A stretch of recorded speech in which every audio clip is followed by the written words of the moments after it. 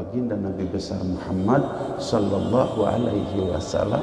Di samping beliau sebagai nabi, sebagai rasul, sebagai ulul azmi, dan Allah letakkan gelar kepada beliau Imamul Anbiya, Imamul Mursalin, wa Imamul Malaikat Al-Muqarrabin. Imam para nabi, imam para rasul, imam para malaikat yang selalu mendekatkan diri ke hadirat Allah Subhanahu wa ta'ala.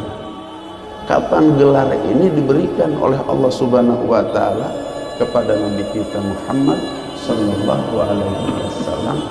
Pada saat Allah Subhanahu wa ta'ala mengisrokan dan memi'rajkan baginda Nabi besar Muhammad sallallahu alaihi wasallam, berangkat dari Masjidil Haram ke Masjidil Aqsa, berhenti di 5 tempat.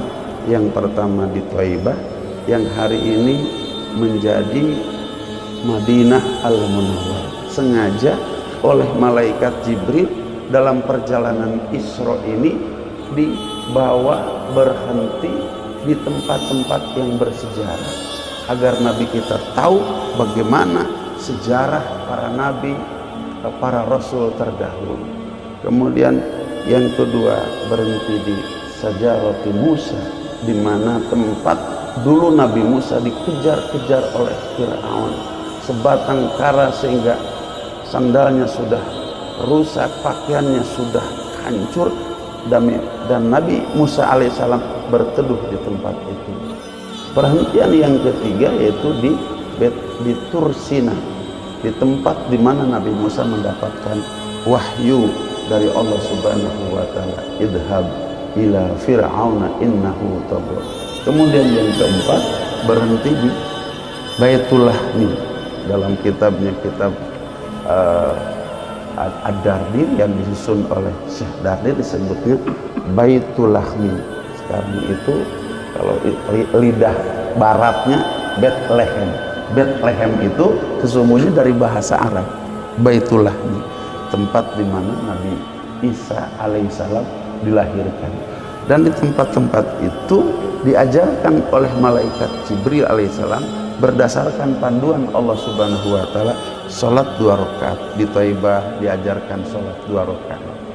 Kemudian di Sajarati Musa diajarkan salat 2 rakaat oleh malaikat Jibril alaihissalam. Kemudian di Tursina diajarkan salat 2 rakaat.